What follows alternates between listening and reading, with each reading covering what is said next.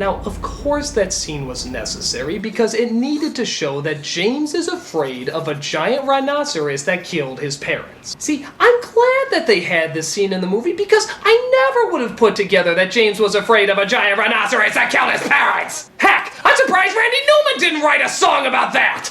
Rhinos, they scare little boys. Assassinating parents don't bring them much joy. It's Randy. But it turns out the centipede led them in the wrong direction, and now they're in the Antarctic. So they go underwater to see if they can find a compass to lead them in the right direction.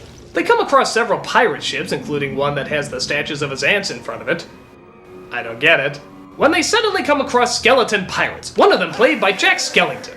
Was this an incredibly clever cameo, or was Henry Selick just too cheap to make other puppets? Either way, it's pretty cool.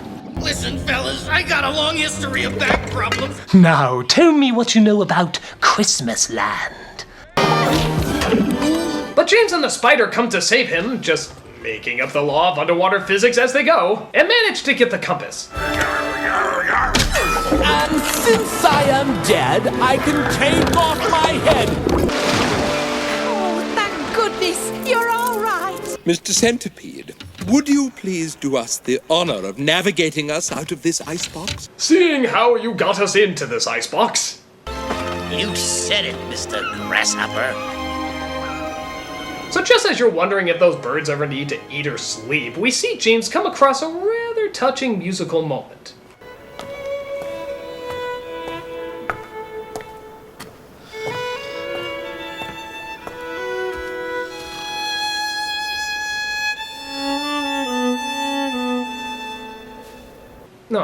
Oh, that's nice. That's a very genuine moment. That's an enchanted musical scene that doesn't need to succumb to the typical Randy Newman formula. Take a little time. Just look at where we are. Newman! We come very, very far together. Love, It's the strangest thing. love. No, don't dance with her. It is in your nature to have fear of her.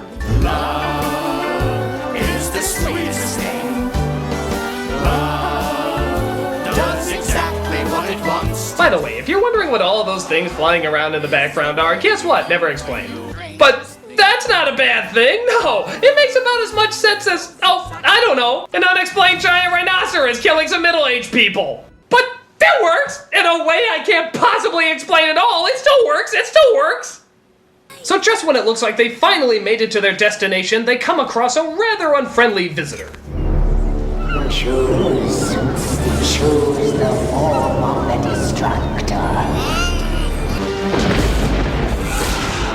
Remember what your parents said, James? Look out, a rhino?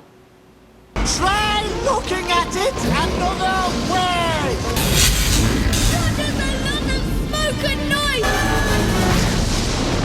So the rhino zaps the birds, allowing the peach to fall.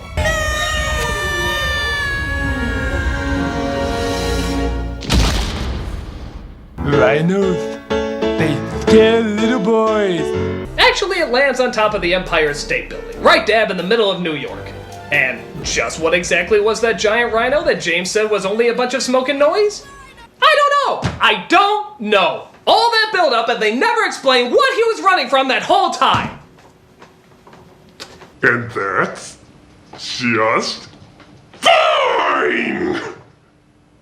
So after James changes back to his normal self, the ants come in and try to take back what they claim is rightfully theirs. But James isn't gonna have any of that. This is all something he dreamed up. Well, maybe it started that way, as a dream, but doesn't everything? Those buildings, these lights, this whole city. Somebody had to dream about it first, and maybe that's what I did. I dreamed about coming here, but then I did it. You're going home with us. No, not this time. I flew in a giant peach across the ocean. I landed on top of the tallest building in the world. I made it. I'm not the one who's nothing. You are.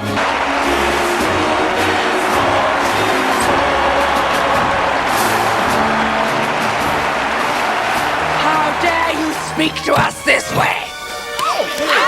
Jesus, ladies! Here, Peachy!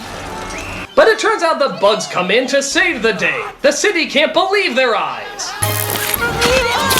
So they pull the two ants up and wrap them up in web, no doubt suffocating them to death.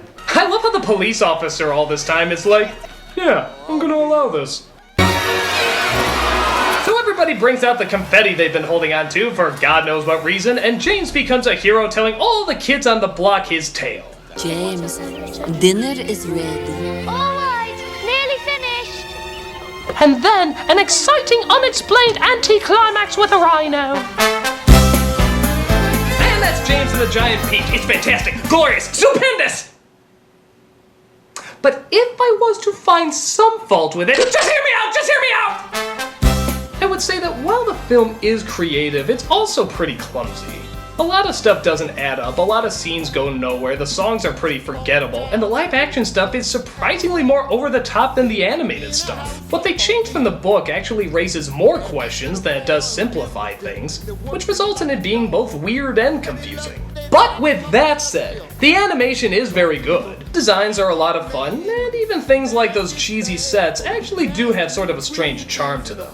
You also have to give the film credit that it didn't need to resort to pop cultural references as a lot of animated films were doing at that time. It was at least trying to tell a timeless story. So is it for me? No, but I can see why it has an audience. The stuff that's neat is still pretty neat, and there's a lot of things in the movie that can be considered pretty impressive. So I guess I can't really fault people for enjoying something that does give way to a lot of imaginative scenarios. It may be flawed, but I think we all know that you're gonna get a great big dose of something really creative. And that's all I gotta say about that. There, have I restored anything in your guys' eyes? He says he didn't like the movie. Kill him!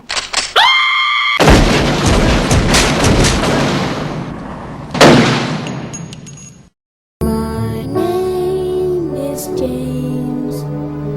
That's what my